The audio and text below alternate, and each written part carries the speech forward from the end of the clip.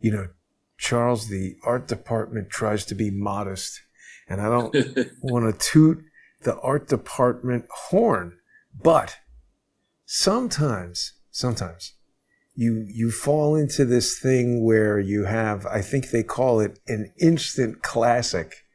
And I think Right. that's what we've got on our hands here today. How are you, Charles? I'm doing very, very well, Jason. Thanks for asking. I hope you're well. I mean, yeah, the art department is overworked and underpaid. I mean, this is just fantastic, and it comes with the news. I don't know how many of our viewers know that Donald Trump actually is going to do one of his most epic trolls ever and work for 10 minutes on a French fryer at McDonald's on Sunday, somewhere in Pennsylvania, so that he can then say that he's worked at McDonald's longer than Kamala Harris. He's actually going to do this. Well, I mean, of course, that was the inspiration. You told me about that, and that was the inspiration for this thing. I actually saw this movie, The Founder, about Michael Douglas starting McDonald's. Or no, Michael Keaton. Keaton, Yeah. Roy Kroc or whatever the guy's name is. right?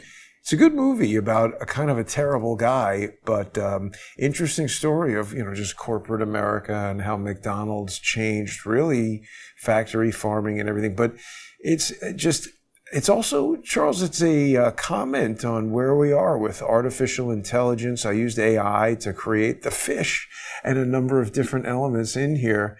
But it's amazing how that technology has allowed me to accelerate not only my photo compositing work that I've been doing all my life, but legal work and all kinds of other things. Artificial intelligence. I can't wait to get one of those robots. Did we discuss that the Elon Musk robot party seemed to be, this was weird of him. Yeah, They had yeah. people But who were talking. Yeah, we yeah, don't have to talk about that now. yeah. But actually, I just want to poke a little bit of fun at you. Did you catch Obama disease? What are you talking Because about? you're using I a lot when you're talking about the art department. And, the art department is, The fleet. it's very Yeah. proud of its Yeah. work. You are the CEO, but let's give the art department credit. Look at those vehicles. Just They teasing. really rendered them with aplomb, Yeah, wouldn't you say? they did. They did. But you contrast this. I mean, as I have reminded viewers in the world of investing, and actually in most of my life, when I try to spot value, I employ the simple technique of finding comparable items and comparing and contrasting them. And you look at I've only had a chance, I think, as a view, to see just elements of the recent interview that Kamala reluctantly did with Brett Baer. Um, but that was what I saw was a disaster. I mean, she projected weakness. I know that Brett Baer is not, I don't think he's 6 feet tall, but he's not the same height as Kamala. And so I'm sure the handlers insisted on the arrangement of those chairs so that she wouldn't look, as much shorter as Brett as she is. But as Brett was talking and as the camera was panning to Kamala's face, I saw what appeared to me terror. I mean, she looked terrified as she was trying to come up with answers, and she didn't come up with good answers. She's the consummate insider who is there because who knows exactly who decided to elevate her into this position. And she is clueless. She's beyond clueless. I'm trying to get this hashtag going. Idiots are smarter. I mean, idiots are much smarter than Kamala Harris. Yeah. She's And floundering. Yeah, she's sitting on a exactly. phone book or something. Look at that. Yeah. Yeah. And remember, this is the vice president of the United States, and she was trying. There was the only clip I saw was where Brett was pinning her on the issue of, you talk about change, but you've been the vice president for 3.5 years. And her answer was, but Trump, but Trump, and you contrast that. What I really admired, and actually I've been fed now a fair number of old clips of Ronald Reagan. And everyone would say, Ronald Reagan's an idiot. He's an actor. What does he know? He went to Eureka College. But then, he would get out in these tough exchanges, and he was disarming. He was very perceptive, and of course, he was an actor, so he knew how to present himself well in an appealing fashion. Similarly, Donald Trump, he's not a trained actor, but he has a lot. He's a celebrity. He's been a celebrity for what, 50 years, 50 plus years. And so He went into the Lion's Den in Chicago to a forum hosted by Bloomberg, co-hosted by Bloomberg News and by the Economic Club of Chicago. And Chicago is a left-leaning town, though Peter Smith operated there. He said it's absolutely a Democratic stronghold. So if you want to be get anything done in business in Chicago, you've got to play the Democrat game. So he went into that Democrat den, and there was this. I always say that in America, simplistic, but people with an English accent, when they start asking questions, the American audience typically says, "Well, he must be smart, or she must be smart. Look at that accent. That's really educated." And so this pompous buffoon, who happens to be the editor-in-chief now of Bloomberg News, tried every single gotcha question and gotcha approach. It was, he had the moral high ground. Trump was just this peon that he had to get through in the course of his interview. And Trump there was nothing left of that guy, like 10 minutes into it. And the interview went for about an hour. So if people have a chance if they need to dedicate, they can only spend 1 hour on watching anything in the next week. Watch this and send it around to your friends. It is just a masterclass in taking over an interview and making cogent arguments about what he's going to do. He came across as presidential and a legendary president, historical figure. Yeah. And this idiot came across as somebody who should be teaching English class because he knows how to speak English, somewhere in the interior of the United States somewhere, and just forget about his news career because he's a moron. It definitely was like the art of the shutting down British buffoonery by Trump. Right, and you compare and contrast. Here's Trump going into a hostile audience, a hostile interview, and just demolishing the guy. And here's Kamala Harris, on the other hand, reluctantly going in to a time-limited interview where she stalls, doesn't answer questions. Bill Ackman was very shrewd. He's a hedge fund investor, very successful, and he's one of the people who's going after public charities for plagiarism, which is a great thing. He watched it and he tweeted out that she didn't answer a single question. She just redirected, stalled for time, ran out the clock. That's her strategy. It's not working. Charles, you raised a very interesting point. I'm always looking at things from this kind of standpoint. I remember when I was in high school and stuff, they used to tell me about how Nixon lost the debate against JFK because it was on television and Kennedy just looked better on television. Now you're talking about Ronald Reagan and how he presented himself. We're really sort of talking about presidents and how they fared through the progression of mass media technology. It's a little bit analogous to how certain silent film actors didn't make it once sound came out because they couldn't deal with the new medium. Obviously, Ronald Reagan's experience as an actor allowed him to, perform publicly and not be put off by maybe having to ad-lib or anything like that. And it's interesting. Trump is obviously very good at media, and now if you want to be president, you've got to be good at it. Kamala Harris is not.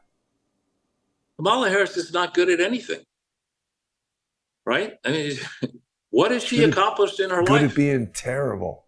She's great at that. They tried to put something out to make her seem human. There was a story I was just reading that she apparently was trying, when Biden was kicked out, she was trying to reach her husband, and her husband had left his cell phone in his car, and he was in the Secret Service car, and he was busy chatting with a friend at a spin class in Los Angeles. Now, the only time I ever went to kind of a ladies' exercise class was in the early 80s, when I was maybe, I was 26 or 7, and Clarissa, my ex-wife, was very fit, and she'd been a trained ballet dancer, but she would go to these classes and she would wear like these Wonder Woman outfits. It seemed like leotards and this and that. I roll into this room and I was reasonably fit then. And I'm wearing tennis shorts and a tennis shirt. And there are all these women bent over in the downward facing dog position doing ridiculous antics. I took one look at that shit, and the instructor was a gay man. And and these are the days where you wore short tennis shorts. Now they're longer. And I come into the room and he goes, "Ooh, come into the front row, precious." I just turned on my heel and left. I mean, what was Doug Emhoff doing at a fucking spin class in Los Angeles? I mean, the man he's obviously not in shape. He would look ridiculous in one of those leotards. What the fuck was he doing at a spin class? And why would they put this kind of a story out? Yeah, I was going to say, I left my cell phone in the car and I was in spin class. This sounds like, I was having sex with the, secretary or whatever. What's that movie where the guy gets left? I forget which comic it is, and he has a mullet. His parents, he's so ridiculous that his parents abandoned him. I don't know. I want to say it's Dana Carvey, but maybe it's somebody else like that. We'll get the movie in it. But that's what these people are like. I mean, you got to be freaking. Why did Kamala Harris wait so long to get married? Candace Owens has a new episode out. Apparently, she was in Japan, put one out. I watched it last night, my time, and she claims that Kamala Harris has been lying about her marriage, that she was married when she was 20 years old. Yeah. I don't know if that's true or not, but I mean, it is. Kamala Harris's whole story is implausible. She gets, "I'm the only one on the stage who's ever been been a prosecutor." No, you're not. The records don't show that you may have never argued a case on appeal. I mean, you're not an experienced prosecutor, right? And she can't hold her own. You don't have. I mean, who wants to go watch a boxing match where one fighter has his hands tied behind his back and the other one has a crooked referee who, when your fist gets close to the face of the opponent, the referee says, "Oh, you won." I mean, that's basically what Kamala Harris has had her whole freaking life. And now Charles, people say Joe Dirt is the movie you're talking about. That's it. There you go. That's it. We should use that. That's Joe Biden, right? Joe Dirt. But and then thanks for that. The crowd at work. Thank you. And then there's the story. Do you see the story about Ethel Kennedy's funeral? And Bill Clinton, got up on stage and said that at the woman's funeral, you get family members, her children, and isn't that Bobby's mother? Yeah, I think it's right. So, it's Robert Kennedy Jr.'s grandmother. Grandmother or mother?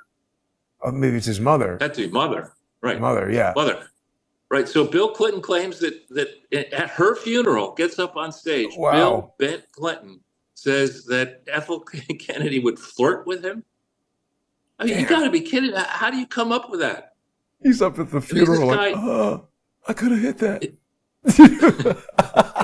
Right? At a woman's funeral? That's what you're going to say? I'm telling you, she would text me late at night. It's like, what the hell are you doing? WYD. You think Monica was good at phone sex? I mean, it's Ethel. I mean, it's just ridiculous. Yeah. He's a jackass. Where do they come up with these people? Well, it's Bill Clinton. He's just an idiot. Look, he's like, look what she was texting me. Oh, by the way, speaking of texting, RFK Jr., that whole texting scandal, this girl was just out of nowhere texting him nude pictures. I mean, that was kind of obvious. It wasn't that he was having a relationship with her. She was just trying to invent a scandal. She's a nutcase as well. I mean, there are other elements that Olivia Nuzzi, I remember there was some other objectionable thing she did. She's a nutcase. And Bill's a nutcase. And I tweeted out something like his mind is bent to Juanita Broderick, because remember, she alleges that his unit is bent. Now, wait a minute now. It's reached a salacious new level. I don't really want to get into this salacious new level, but it is interesting. The last time I heard of this Ryan Lizza guy, he was in a lawsuit with Stephen Biss, of all people. There's something up with these two, Charles. Everything is weird. I don't understand why it has to be that way. Well, again, you look at this team. What's his name? Meacham. I forget what Meacham's first name is, but he's a publisher. He's a big deal, a presidential biographer. And either he or somebody else wrote this book about Lincoln's, I think, first cabinet, which was a John team Meacham? of John Meacham. Yeah, was a team of rivals. I forget who wrote that book. It might have been him or that plagiarist, Doris Kearns Goodwin, who was a plagiarist. But no, there's one called Team of Rivals, and it extolled the virtues of Lincoln creating a cabinet of actual rivals to try to do what was best for the United States.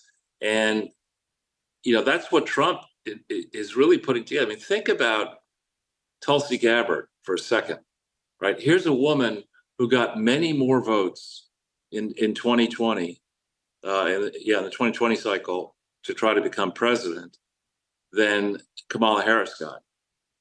And here's somebody who stayed in that race longer than almost anybody. And so then Biden wins and she starts criticizing. And they put her on the no-fly list. A Democrat, the Kamala Harris, Joe Biden puts Tulsi Gabbard on the no-fly list. She's, if Democrats are going to do that to their own, imagine what they do to conservatives. And so to see her now supporting Trump, to see Robert Kennedy, I mean, the Kennedy, he's probably, I don't know if he still get access to Hyannisport. I mean, maybe now that his mother died, he would. But, that's such an outlier. Kennedy going all in for Donald Trump. And now blacks going all in, Hispanics, Arab Americans.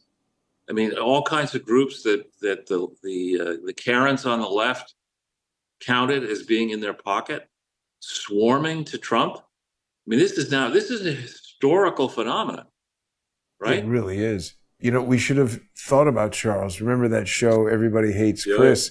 We could just make Everybody Hates Kamala, because that's what it's shaping up to be. Cammy. Yeah. Everybody hates her. She said, I mean, look, it's not a matter of hating her. It's just people know when somebody is not qualified to do, like if you get on the plane and it's a 6-year-old jumping out of the seat who's supposed to be the pilot, you're going to say, look, no, can't do this. No, or those old things, maybe I don't think I had them. I don't think they made them when I was a little kid, but those little driving consoles, steering wheel little thing you put on the chair. The kid just pretends he's driving a car. I mean, if the pilot shows up with that, I mean, that's in essence what Kamala's showing up to these debates with, I mean, she's got nothing. She's got no game. Yeah, I mean, if the pilot walks on with this, you're like, hey, right. I think I need to change my flight. Yeah. Drunk. Mixing cocktails. Right. Yeah. Make sure we have enough, another case of wine. It is a 3-hour flight. Now, of course, Trump is going to be at Madison Square Garden, Charles. It's amazing his, the rallies that he's been putting on. We've said it a bunch of times, but we've never seen anybody really do this kind of thing before. Well, and what's really outrageous is, of course, when you're desperate, you play the Nazi card. So the left is asking for the rally to be canceled because it's evocative of a rally that pro-Nazi elements held in New York City, in Madison Square Garden during World War II or in the run-up to World War II, which is just preposterous bullshit. That is preposterous bullshit. I mean, it's true that the Nazis had a rally there, but by the way, I mean, as long as they're not like doing anything violent or killing anybody, it was a political party at that time. It's like this is freedom of speech. You can't just say we've decided everybody except this group can say what they want. Well, and for Trump, if you're sitting there as a Democrat strategist and your job is to go and raise money, that hasn't been stolen, because I think a lot of the money that is cycled through Act Blue is stolen money, stolen maybe out of the Ukraine war or stolen out of other government expenditures that get diverted. But if you're trying to get money from big dollar donors and you walk into an astute person, Democrat, and there are astute Democrats, and you say, listen, my campaign is in such good shape that I need 10 million from you to defend our prospects in New York, a blue state and a sanctuary city. You know, a big money donor is going to say, listen, I'm not rich because I'm stupid. You know, if you have to defend New York, you're fucked. Why should I throw good money? You're not going to win. Why am I giving you $10 million? I'm not going to give you 10 cents. So you have, on the one hand, that, and the other hand, you have Miriam Adelson, the widow of a mega billionaire casino guy, now writing another check, I think, for $95 million to Trump, 2+ weeks out. Musk writing $75 million. He's going around doing his own rallies in Pennsylvania. Well, but it's awesome, and you look and you see, you take somebody. There's a game called Contract Bridge. Most people know Bridge, the card game, but there's a version of it where you assemble a large number of teams and everybody gets the same hands. You know, you have 16 different teams competing, or however many, and you're judged not on whether you beat your opponent. You're judged on how you do versus every other team with the same hand that is dealt. And that's really life, you know, to the extent you're judged. You look at what Elon Musk is accomplishing and contrast that with Kamala Harris. You know, you may as well contrast it with our friend Methuselah in Washington Square Park. He's probably accomplished more than Kamala Harris. Yeah. You know what's interesting, Charles? I just wanted to touch on this for a second because it's so much of what we talk about. This rally that happened at the Madison Square Garden in 1939, it was put on by this thing called the German American Bund. And I remember I looked into this for a while. It was difficult to find a lot of details about it, but it struck me as the type of thing that would have been a nonprofit. I don't know when, you know, all the tax laws got worked out the way they are now. I'm sure it was different back then, but it struck me as the same kind of idea as one of these big nonprofit things it was running summer camps for kids, but these were like actually Hitler youth camps and Nazi summer camps in the 1930s in America. So now we see these nonprofits stocking up these hotels. Like, what the hell are they doing? Are they bringing in the next generation of, you know, the fifth column army that's going to kill us from within? They're now saying that they have a gang in Times Square of kids that are between 11 and 15 holding people up with guns. No, it's you know, you and I saw it. You do more of this walking around. I mean, I'm not in New York anymore, but when we were walking around, we saw it. You know, we saw the beginnings of it. We were early at the Roosevelt Hotel and the other hotel on the west side there, and you know, we saw all of it, and it makes sense. I mean, if you're sitting there, you know, under a sewage drain in, you know, butt-fuck the Congo, and you know, you're looking at dying if you don't get the hell out of there, and you hear that you can go and you can, instead of having, you know, 2 whatever their currencies per year, you know, to live on, or no money at all to live on, suddenly you hear you can get $10,000 in your pocket if you could just make it out of buttfuck Congo, you know, however you're going to get to you know, to New York. People are going to try. And that's what they have been doing. And then we have this open border, and the border czar is sitting there like, you know, what me worry, you know? Why should I have to explain these problems? Because you're a fucking moron. You know, and the people are all for this open borders in country after country now in Europe. They're changing course finally. And, you know, some idiot woman, Andrea Juncker, or whatever her name is on Twitter, you know, put a tweet up that said, you know, that Trump and Vance wouldn't have families if they hadn't married immigrants. I mean, both of those wives are legal immigrants. Yeah. This isn't an issue about immigration. It's an issue about criminal invasion. You cannot be in favor of a criminal invasion of our country and call yourself a patriotic American. You can't.